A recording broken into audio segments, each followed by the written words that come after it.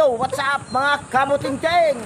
Yan good morning sa ating lahat mga kamutingting at welcome back sa ating munting channel. Yan dito tayo ngayon sa lungsod ng Puro, dito sa Camotes Island. At dito tayo ngayon maghanap buhay mga kamutingting. So, samahan nyo ako dito sa Puro. Tara, let's go! So yan, bali ito yung Puro mga kamutingting. Ayan, kaway-kaway yung mga chicks.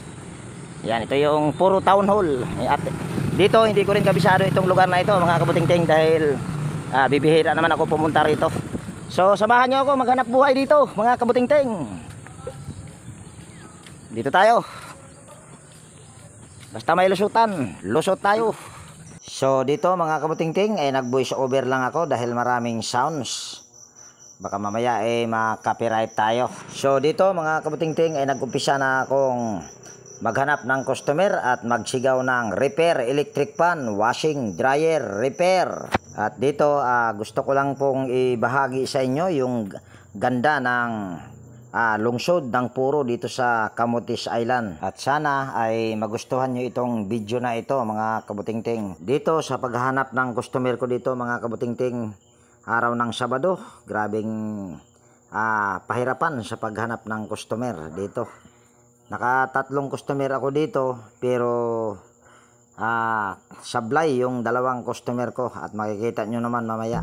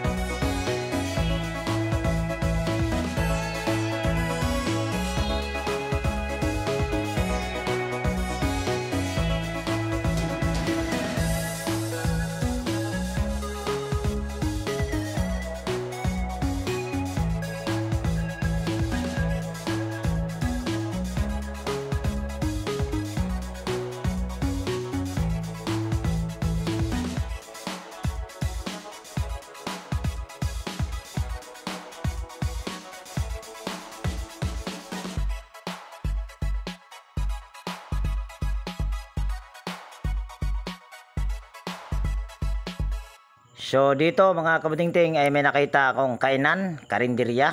Ayan. So ako ay nag-almusal muna dyan.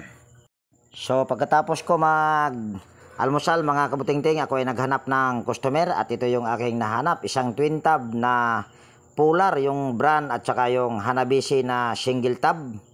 Ang sira nito mga kabutingting ay parehas motor. Itong single tab na Hanabishi, ito sana yung aking pagaganahin dahil yung kanyang pulsator ay yan naiikot at sira din yung kanyang wash timer nito. Dito naman sa twin tab na Polar ang brand, itong problema nito ay motor din pero good yung kanyang wash timer. Dito lang sa single tab na Hanabishi ang sira ang wash timer. So dito ay inikot ko yung kanyang pulsator. Ayan, kung makikita nyo hindi maikot, matigas mga kabutingting. So ang sunod lang na ginawa ko dyan ay titester ko yung wash motor para makita nyo na ayan ay hindi gumagana. So dito ay pinagpuputol-putol ko yung tatlong wire para doon sa wash motor para makita nyo na ayan ay sira talaga. So dito ay binalatan ko yung kanyang wash timer at ang common yan ay kulay blue. Kaya pinulupot ko yung isang test proof dyan sa common, sa kulay asol. Yan, kung makita nyo ay wala tayong nakuhang reading or ohms value. Sunod naman mga kabutingting ay dito naman sa single tab. Yan, tinister ko rin dito para makita nyo na ayan ay motor din ang sira. Yan, common ito ay kulay black, reverse tsaka forward yung dalawang dilaw. Kaso hindi pala kita yung tester dyan, kagwang na. So yan, kita nyo na dyan siguro mga kabutingting. So nakasit yan sa OL, kaso masilaw. Ayan, kitang kita na yan mga kabutingting. So dito ay pinagsama ko na yung dalawang dilaw para mabilis. Yan, kung makikita nyo ay wala tayong nakuhang ohms value or wala tayong nare-reading mga kabutingting. So dito ay hindi ko na ipinakita yung pagbaklas sa motor or pagtanggal sa motor. So dumiretso ako dito dahil kinakat-cut ko ito mga kabutingting, dahil kung ipapakita ko pa sa inyo lahat yung aking mga ginagawa hahaba itong video. So dito ay nagtanggal ako ng 4 na rematche para ma-check yung motor kung kaya pa ba or hindi.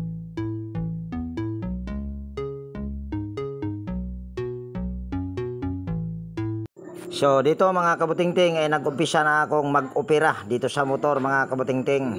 Yan, kung nakikita nyo. Yun nga lang ay sa masamang palad ay hindi ko mga nakita yung mga problema nitong motor na ito mga kabutingting.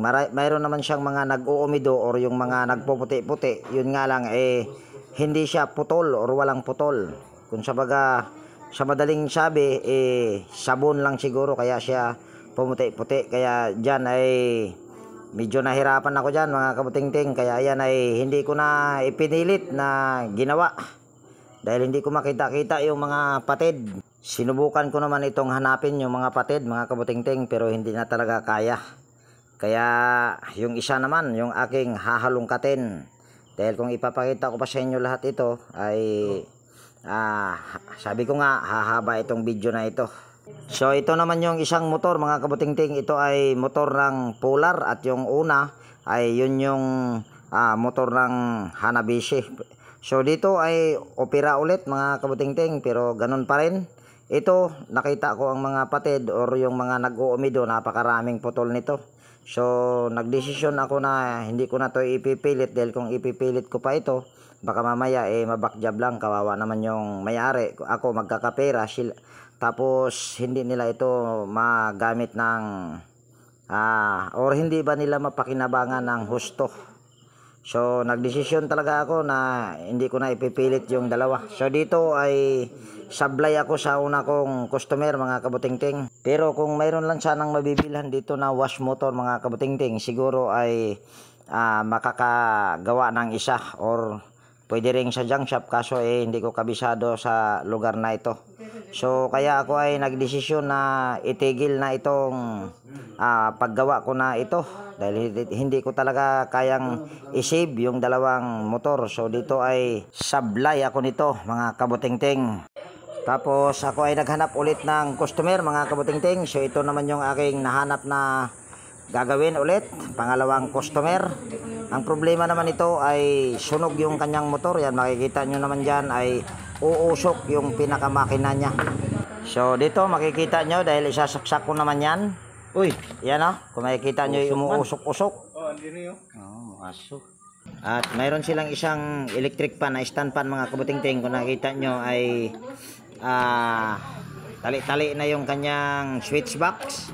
Pero ito ay hindi gumagana mga kabutingting. Kung sabaga i-convert ko sana ito doon sa pinaka dual na stand pan, yung una kong tinignan na umusok yung motor. So dyan ay binaklas ko ito mga kabutingting.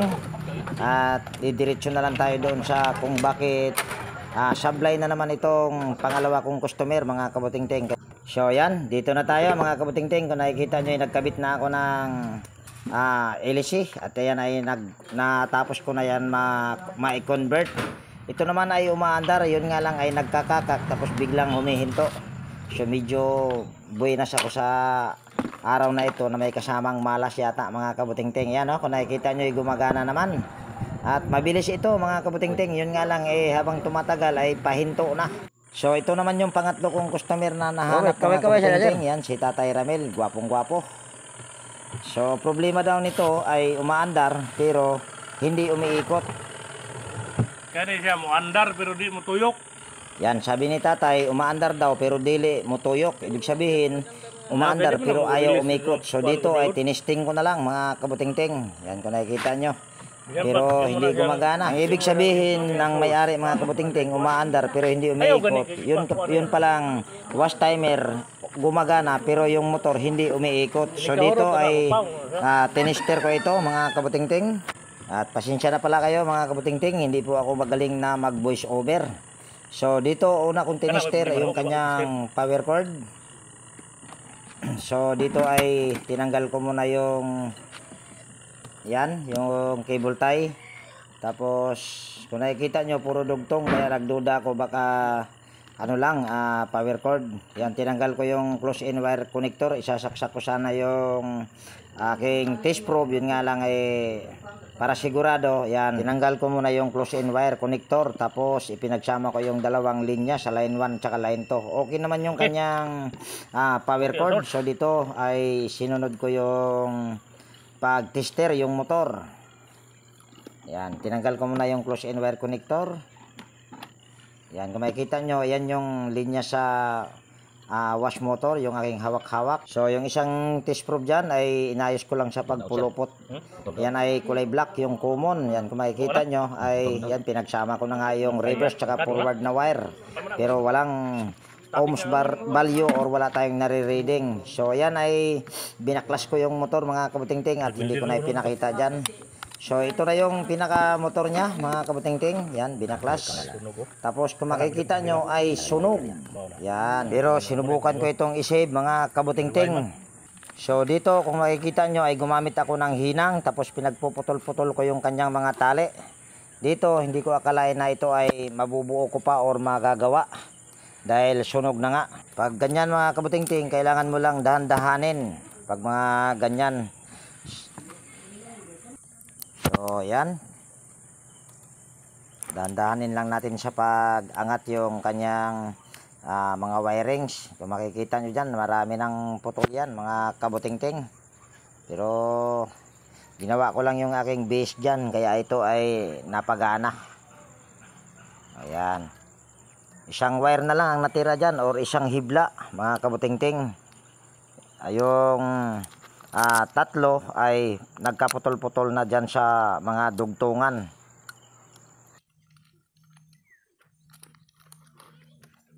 Pwede pa niya.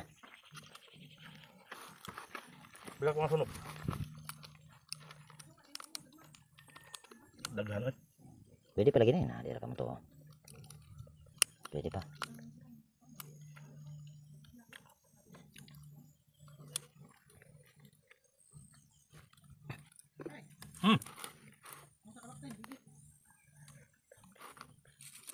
So dito mga kabutingting ay gumamit lang ako ng toothbrush para matoothbrushan yung kanyang nag-uumido. Yan, kung makikita nyo, ikita ko na yung mga patid dyan, mga kabutingting. Patid dyan, mga kabutingting, ay 5 piraso na patid.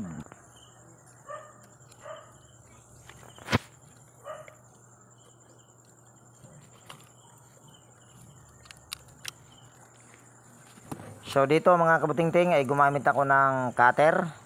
Tapos kikiskisin ko lang yung dulo ng hibla para magkaroon siya ng contact pagka yan ay ating dudugtungan ng wire. Ako mga kabutingting, basta makita ko lang yung patid, sigurado marirepair ko talaga. Kahit pa sunog, wag lang yung sunog na sunog ha, dahil hindi na talaga kaya yon. Ito naman kasi nasunog lang doon sa malapit sa fuse. At ang naputol nito ay 3 lang yata. Tapos mayroon akong 2 tinuluyan, kaya nagiging 5 ang dugtong-dugtong dyan. Pero yung 2 na pagdugtong ko dyan ay pinakita ko, pero yung 3 ay hindi na. Makikita nyo naman dyan kung paano yung pagdugtong ko dyan. Kahit maiksi yan, basta makikita lang ay pwede pang idugtong yan mga kabutingting. Then meron naman akong mga pamamaraan. So dito mga kabutingting ay kumuha lang ako ng wire na yan, simpleng wire. Itong wire na ito ay galing lang to sa electric pan. Binalatan ko lang dyan yung magkabilang dulo, tapos ipindulupot ko yung isang dulo dyan sa isa pang dulo. Tapos huhugutin ko lang yan, so magkakaroon yan ng butas. So pagka maiksi, yan yung aking ginagawa. Yan, itutusok mo lang yan dahil may butas naman yung gitna. Saka mo siya ihinang. Yan, katulad yan. Simpleng-simple lang mga kabutingting. Tapos kumuha lang ako ulit dyan ng wire. Yan, binalatan ko ulit yung magkabilang dulo. So ganun pa rin, ipupulupot ko pa rin yung isang dulo dyan sa isa pang dulo. Tapos huhugutin ko yan para magkaroon ulit ng butas. Para sa pagdugtong sa maiksi, yan itutusok na lang. Tapos dito medyo may kaluwagan, so yan, inano ko lang sa lungnos or inipit ko ba, para siguradong magkakaroon talaga siya ng contact. Sunod ay yan, hininang ko na yan mga kabutingting. Ayan. Tapos yung 2 wire na yan, kailangan lang natin yan lagyan ng spaghetti. Yan, nagputol lang ako ng 2 spaghetti dyan. Tapos isasalpak ko dyan sa wire. Hindi mo kasi pwedeng hindi mo lagyan ng spaghetti yan, dahil pag nag-i-spark yan, lalong masusunog yung motor niyan mga kabutingting. So yan, kung nakita nyo may spaghetti na yung 2. So sunod ay yan, ito. Yan, puputulan ko lang yan dahil masyadong mahaba yung wire na aking gagamitin. So dahil dito mga kabutingting ay mahaba pa naman yung kadugtong sa una kong ikinabit na wire dun sa maiksi. Yan, pinulupot ko lang yung wire dyan, at dapat ipupulupot mo yan doon sa walang kiskis. Kasi kung ipupulupot mo yan doon sa may kiskis na, magkakaroon naman siya ng contact pero hindi yan matibay. Kaya kailangang doon sa walang kiskis mo siya ipupulupot yung yan, katulad niyang ginagawa ko, yung 2 wire.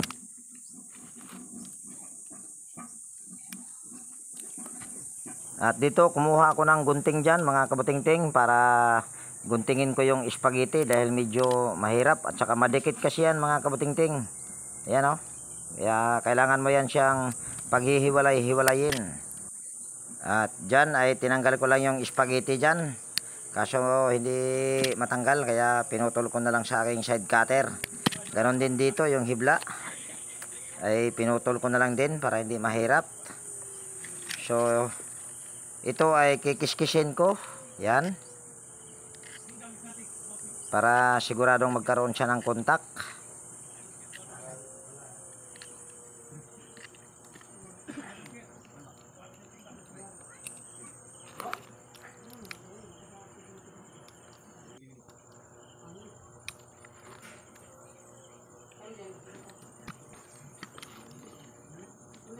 So dito ay yan, titestirin natin. Gamit lang tayo ng tester na digital, tapos nakasit yan sa OL. Ang tester natin kung mayroon na ba tayong makuhang continuity. Yan, kung makita nyo, meron na, yan o.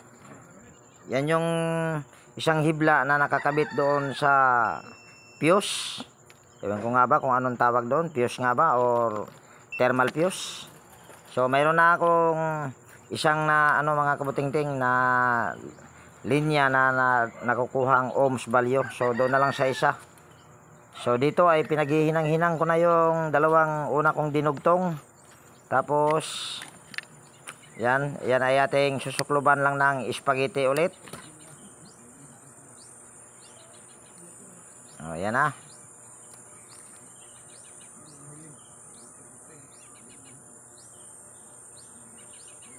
So may makikita kayo dito mga kabutingting, ayan o. Tatlong ano yan, mga nabalatan. Ayan ay aking tinuluyan, pero hindi ko na ipinakita sa inyo yung pagdugtong dyan mga kabutingting. Pero yan, kita nyo naman na ayan ay may putol. Medyo hindi nga lang talaga masyadong kita talaga sa camera dahil napaka nipis ng hibla nito. So ayan, ito yung sinasabi ko na 5 yung aking pinagdugtungan. Ayan o. Ayan, 5 piraso. So dito mga kabutingting ay magwa-wiring sana ako. Ayan, makikita nyo. Kaso hindi ko itinuloy. Dahil lalagyan ko muna siya ng spaghetti. Para hindi mahirap. Ayan o. Nilagyan ko muna ng butas. Ayan, salpak lang natin yan dito sa, ayan, sa kulay pula. Sabihin na lang natin ayan ay forward, yung kulay asol ay reverse. Tapos hinati ko lang yan. Saka ko ipupulupot yung kiniskis ko na hibla. At katulad pa rin doon sa una kong sinasabi na kailangan pag ipupulupot mo yan doon sa walang kiskis para mas matibay.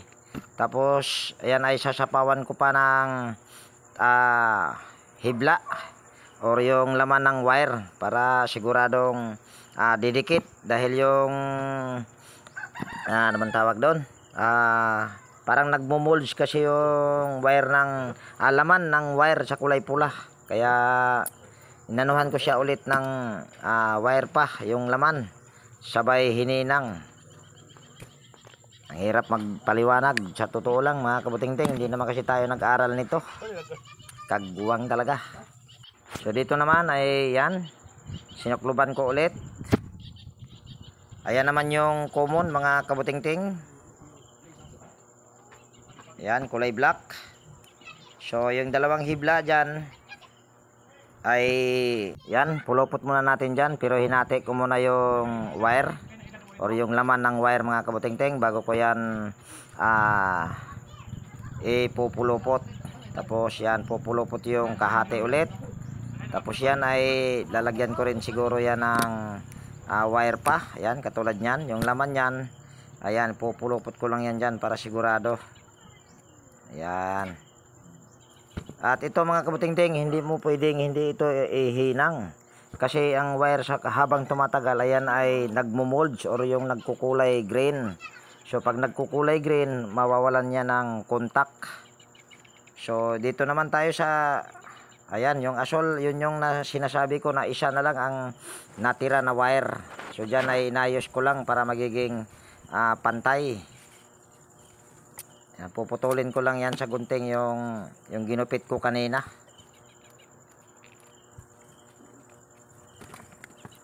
Dito naman ay hindi ko naman ito kinakat dyan mga kabutingting. Makita nyo rin yung pagtali dyan. Yan o. So dito sa pagtali ay fast forward ko na lang dito mga kabutingting.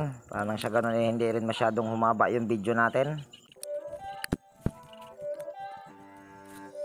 It's not a game, it's a rich thing.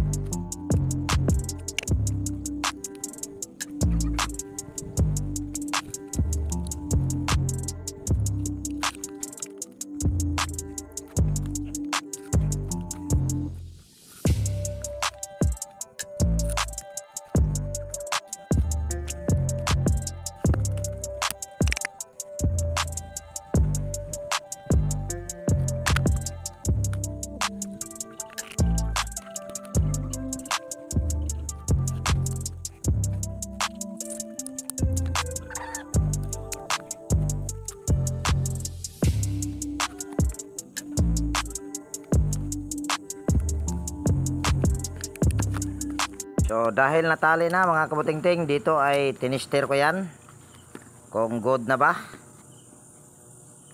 Yan, on lang natin itong ating tester. Select natin sa oil.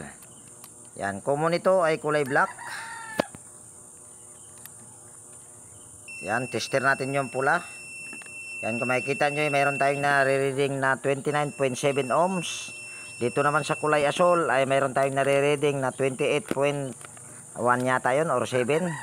Yan, kung makikita nyo, bakat pa yung sunog doon sa housing ng wash motor mga kabutingting. So dyan ay nilangisan ko yung kanyang foam mga kabutingting. Pero yan naman ay hindi pa tuyong tuyo. So dito ay ina-assemble ko na yan. It's not a game, it's a rich thing.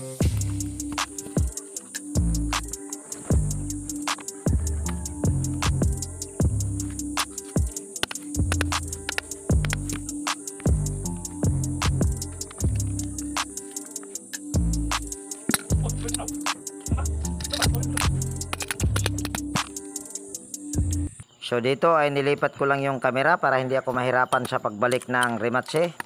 So tinawag ko yung may-ari dyan dahil mahaba yung kanyang shafting. So yan yung may-ari, yan nakahawak. So dito ay binalik ko lang dyan yung 4 na rematch. It's not a game, it's a rich thing.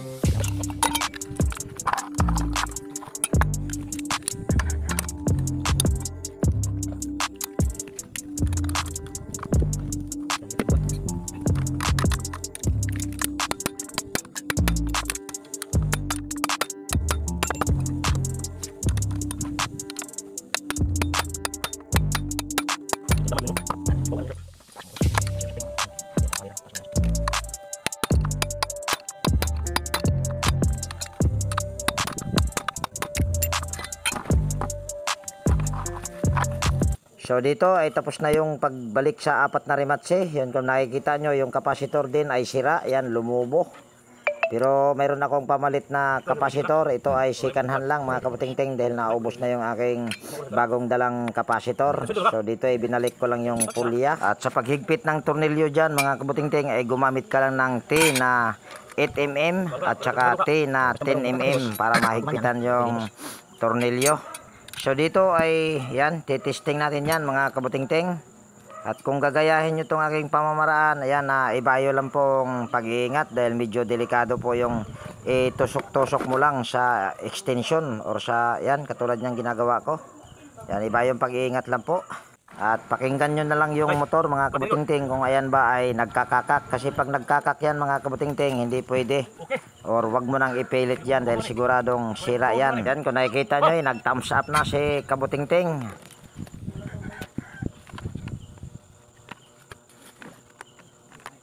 So dito mga kabutingting, ipapakita ko lang sa inyo yung aking ipinalit na kapasitor. Ito ay 9UF na kapasitor at mayroon na lang ako ditong nare-reading na 8UF mahigit. So ayan mga kabutingting, 8.48 microfarad. So sa original mga kabutingting, ito ay 11UF pagka ganito. Ayan nasa aking kuko, yun nga lang ay masilaw.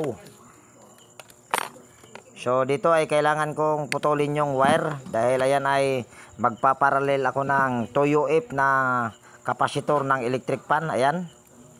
So dito ay hindi ko na yan hininang mga kabutingting. Ayan ay pinulupot ko lang yan. Ayan, babalatan ko lang yung dalawang wire. Ayan. Tapos gaganituhin mo lang yan. Yan, gaganyanin. Parang gawin mong lubid. Tapos pasok mo lang yan dyan sa butas. Tapos pupulupot lang yan. Dahil yung aking hinang dyan mga kabutingting ay naka ano na. Ano bang tawag dyan? Nakabunot na ba? Yan, tusok din natin yung isa. So yan, tusok lang natin yung isa. Tapos pupulupot ulit natin. Tapos dahil hindi ko naman yan hininang, so maglalagay lang ako ng tube dyan. Yung tube na yan ay nakukuha ko lang sa electric pan. Yung wiring papuntang switch, tinatanggal ko lang yung yung laman.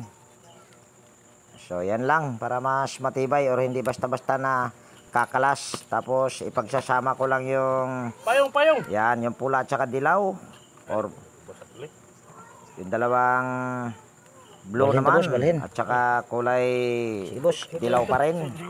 So dito ay tester natin yung wire na yan at nakalipat na pala kami dyan mga kabutingting dahil umulan dyan sa loob na ito ng bahay at hindi ko na ipinakita. Yan, mayroon na tayong marireading dyan na 10.76.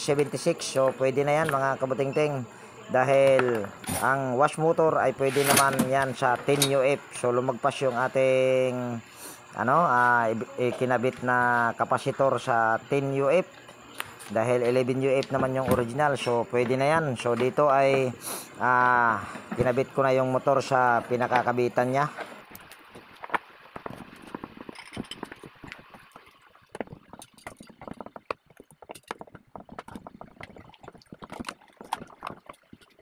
So kunin lang natin yung hose. Tapos kung makikita nyo yung kanyang gear case ay napakaganda pa mga kabutingting. Napakalinis pa ng loob. Puting-puti pa. So yan ay okay. So dito ay nasimbol ko na yung kanyang yung kanyang body para matornilyuhan na ng 4 na tornilyo. So dito ay aking i-pass forward lang dito mga kabutingting. Itong trabaho talaga na ito mga kabutingting ay kailangan ng sipag, tiyaga. Tapos samahan mo na rin ng panalangin para ikaw ay gabayan lagi ni Lord sa pang-araw-araw na hanap buhay at ilayo sa masasama. So yun lang yung aking ginagawa sa tuwing araw-araw mga kabutingting na ako ay naghahanap buhay.